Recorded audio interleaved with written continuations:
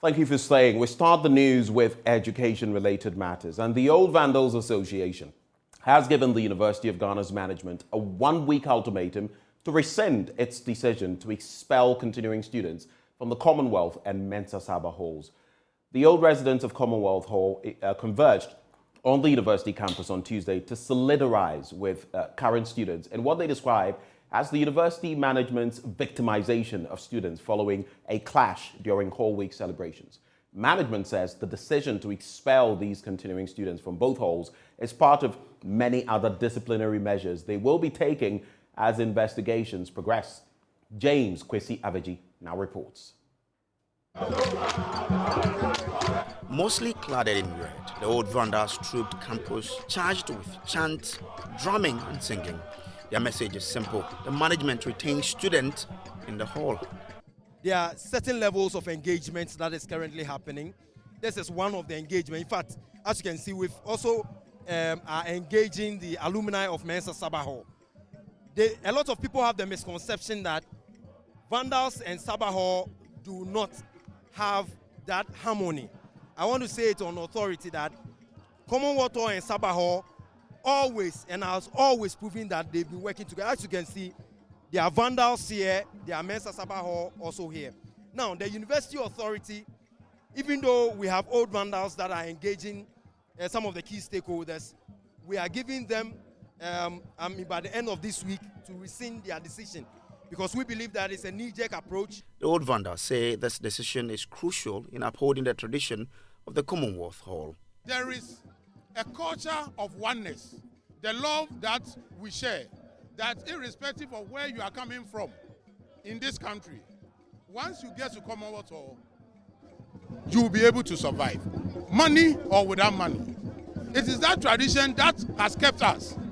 Whether you have money, you don't have money, you will succeed in Commonwealth. And there are so many examples of people who came here with nothing, who have made a mark in this country.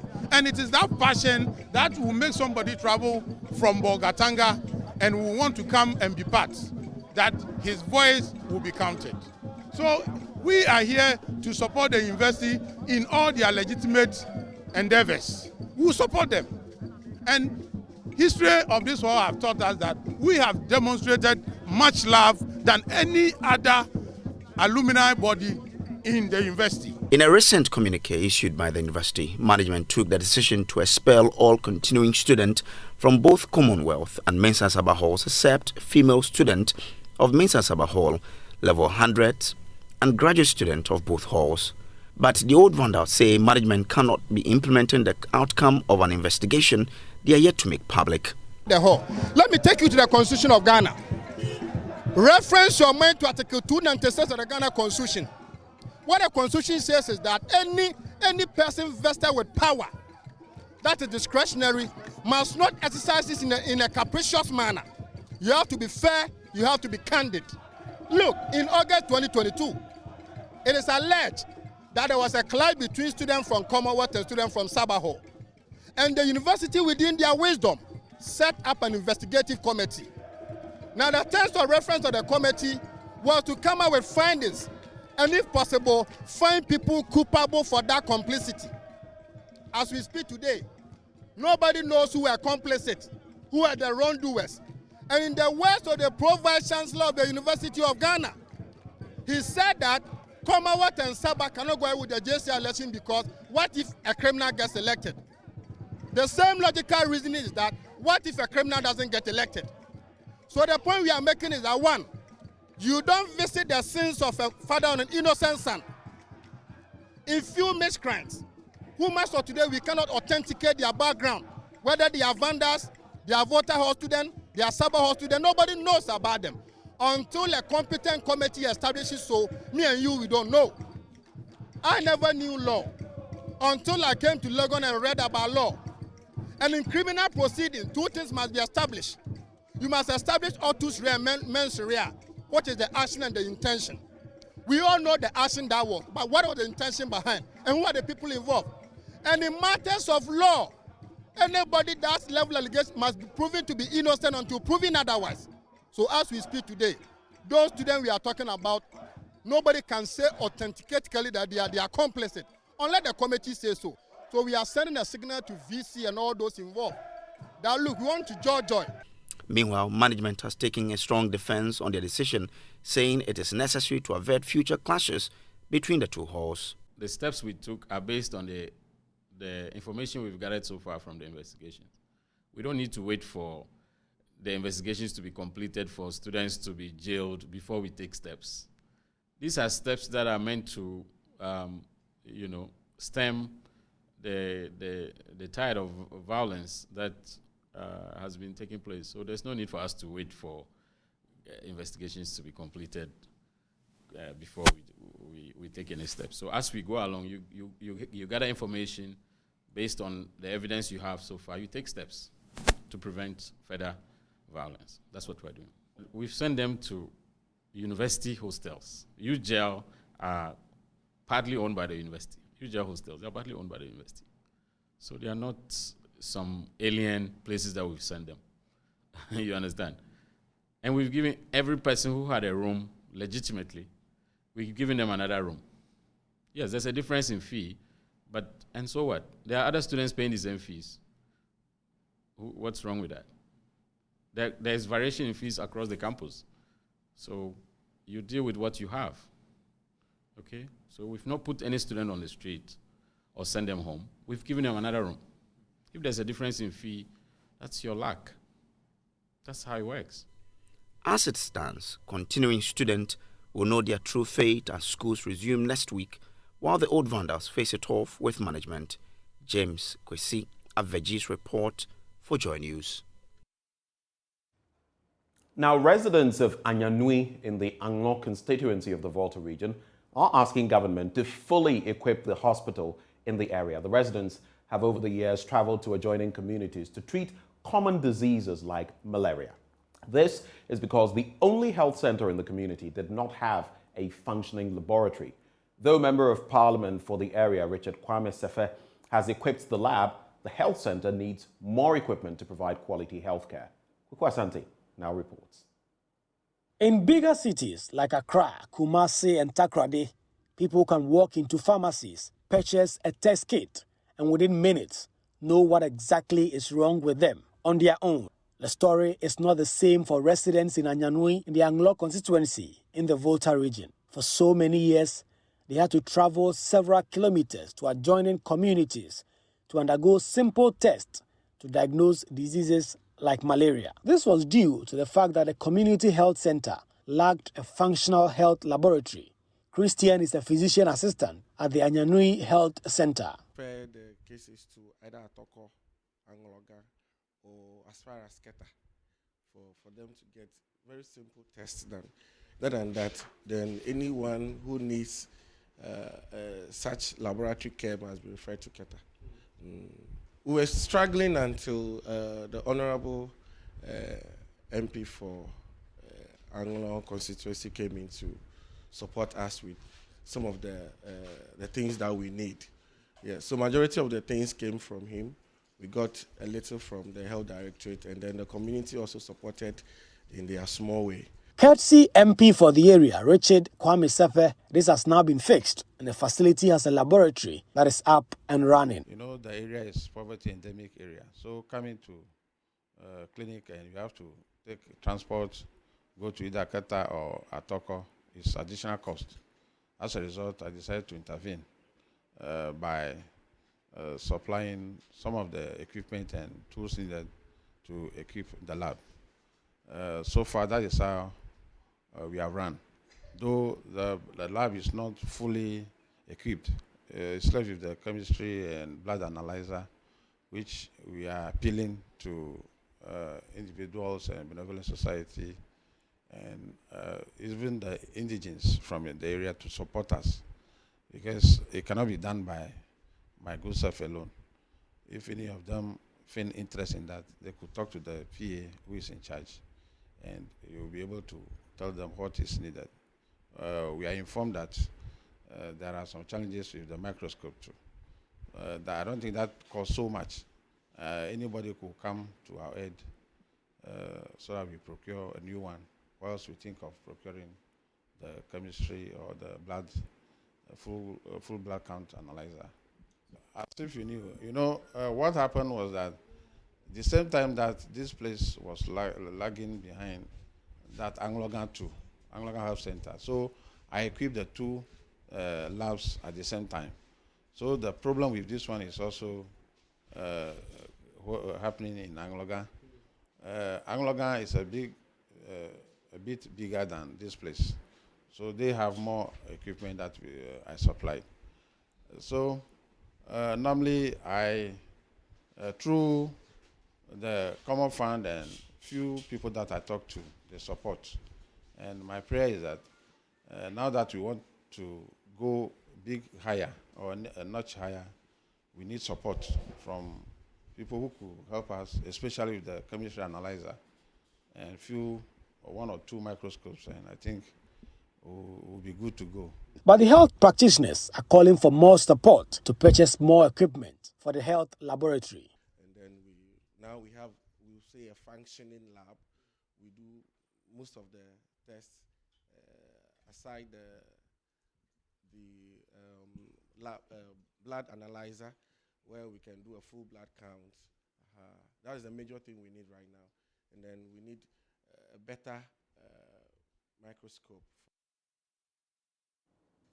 Now, in our next story, the Jospong Group is partnering investors from Thailand to establish rice farms in all 16 regions of Ghana. This partnership will also see the establishment of rice milling plants and an organic fertilizer hub to feed the industry.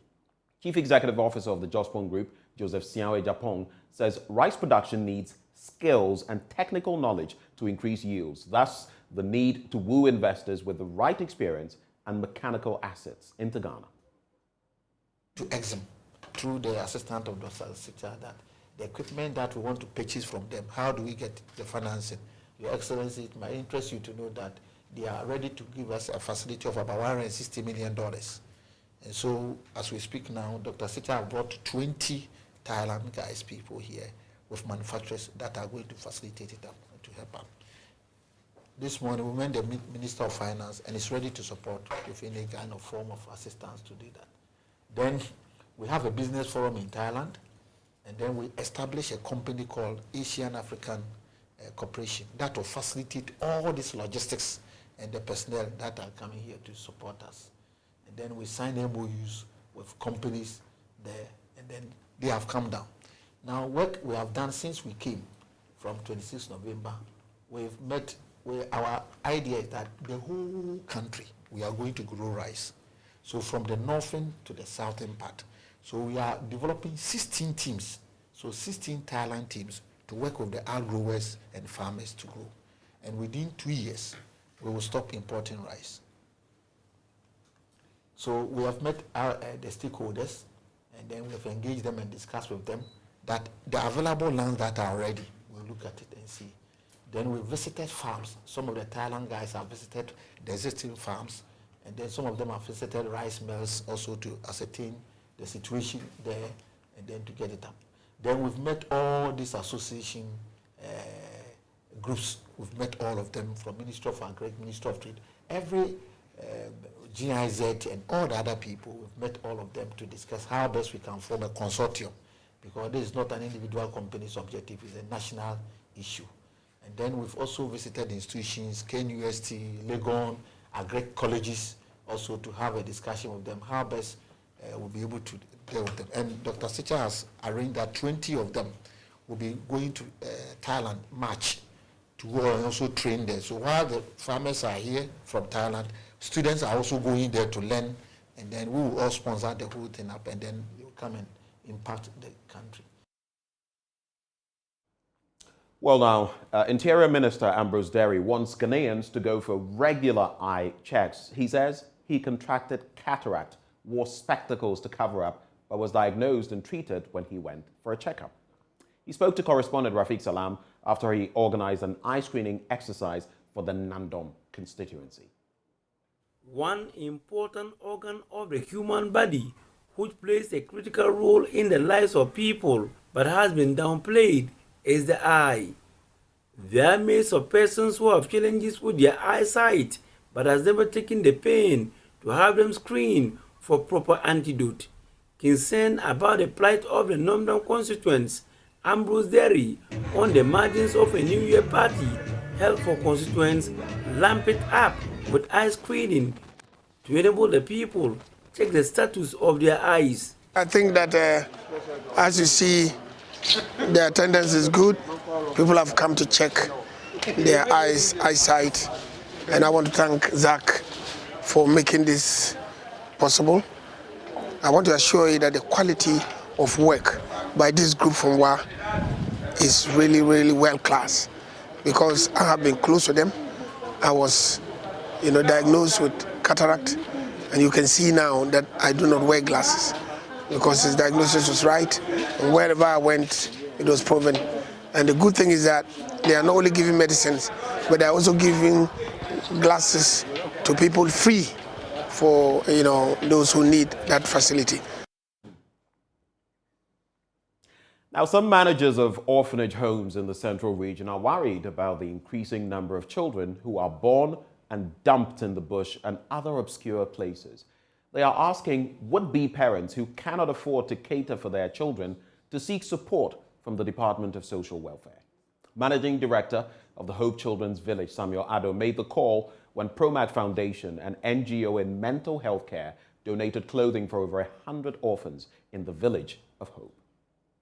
According to the orphanage managers, the Social Welfare Department is on a daily basis saddled with cases of children who've been dumped in either a bush or at obscure places. On the street, mentally challenged persons who are pregnant end up giving birth to children who they later abandon. According to the orphanage homes, the phenomenon, coupled with people who give birth and deliberately abandon their children on the street, is increasing the burden of the orphanage homes.